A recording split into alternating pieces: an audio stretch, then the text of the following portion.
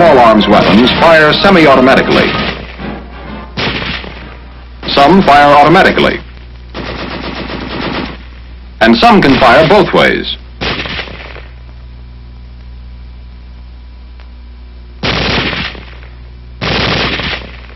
Weapons giving automatic fire will fire continuously as long as pressure is applied to the trigger or until the ammunition is exhausted. This permits spraying of a target with a continuous stream of fire.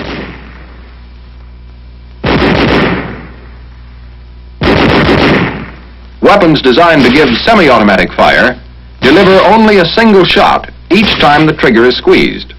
Thus, each round can be individually aimed. These various types of fire require different firing mechanisms from those used on manually operated weapons.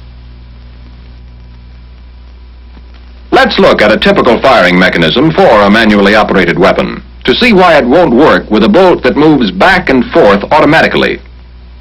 It's a hammer-type firing mechanism.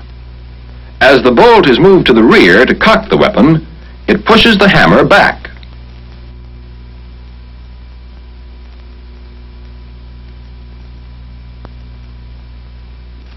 Squeezing the trigger releases the hammer to fire the round.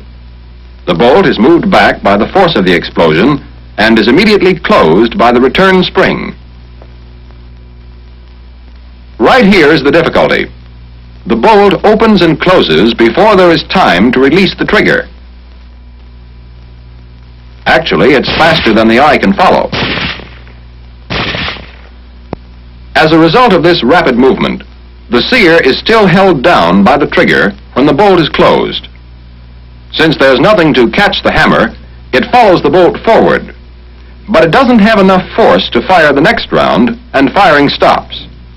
In other words, a firing mechanism is needed that will stay cocked even though the bolt goes back and forth at terrific speed.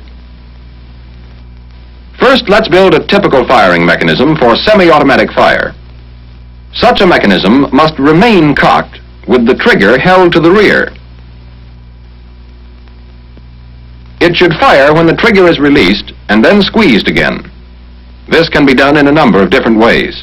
Here on our model, we've added a new sear of the same type as the first one.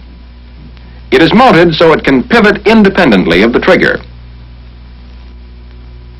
Now, we'll mount a spring under the new sear to hold it up where it can catch the hammer.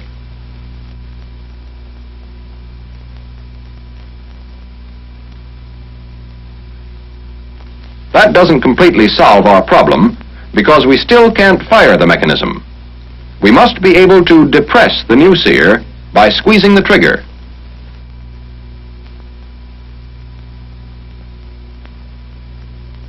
What is needed is a connection between the two sears. We'll put a link on the original sear.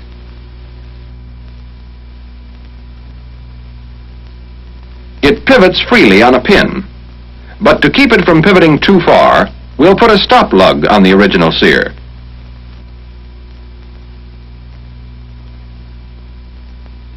Now the link always returns to its original position. The link is long enough to reach to the new sear, and to make contact with it, we'll put on another small lug. Now watch what happens. The hammer is held cocked by the new sear. When the trigger is squeezed, the link moves the new sear down, releasing the hammer. A fraction of a second later, the link slips off of the lug, and the new sear pops up to catch the hammer again. Let's see it again. The sears come down together, releasing the hammer. The new sear snaps up and catches the hammer, even though the trigger is still held back. To fire the next round, we must release the trigger. The link hits the lug on the new sear and pivots. After it passes the lug, it drops back into its original position, and the firing mechanism is ready to fire the next round. We now have a semi-automatic firing mechanism. Each time we fire, the bolt moves back and forth before the trigger can be released. But the new sear is up waiting to catch the hammer. Then we can fire the next round by releasing the trigger and squeezing it again.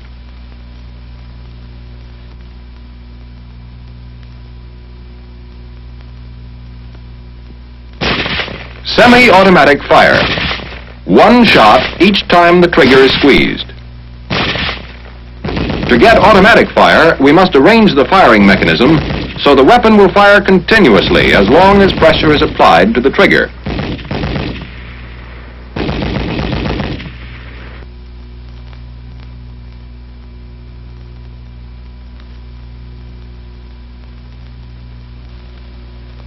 We've seen how in semi-automatic fire, the hammer is caught by the new sear and held until the trigger is released and then squeezed again. But in automatic fire, the trigger will be held back, so we need a means of firing each time the bolt closes, even with the trigger back.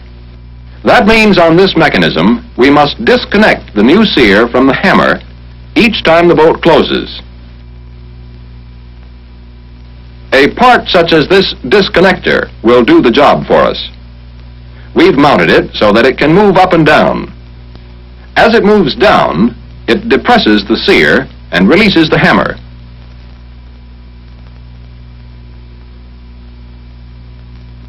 To move the disconnector each time the bolt closes, we'll put a lug on the bottom of the bolt.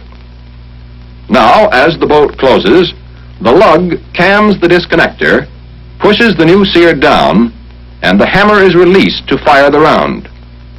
The bolt moves back and the lug clears the disconnector. The disconnector moves up and the new sear is in position to catch the hammer, even with the original sear held down by the trigger.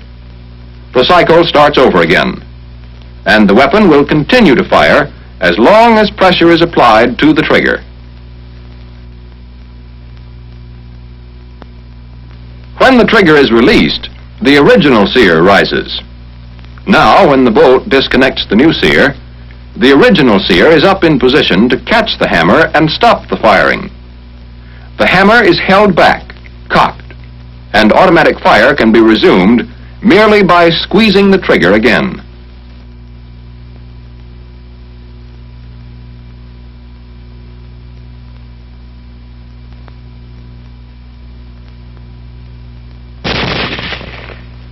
Now let's look at weapons which have both automatic fire and semi-automatic fire. These weapons have a lever to select the type of fire desired. These firing mechanisms are not much different from the ones we have just seen. All that's done is to arrange the disconnector so it can be shifted in or out of engagement with the new sear.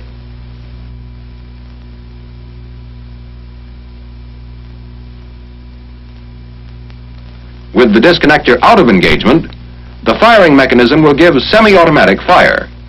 One shot each time the trigger is squeezed.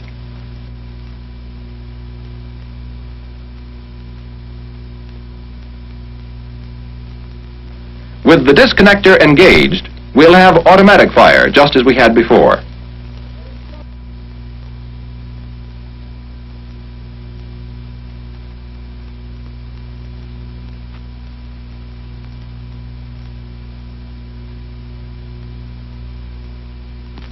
That covers the basic principles for both semi-automatic and automatic fire. You'll find many different types of firing mechanisms on small arms weapons, but all of them have to perform the same operations we've pointed out to take full advantage of the speed and convenience of modern weapons.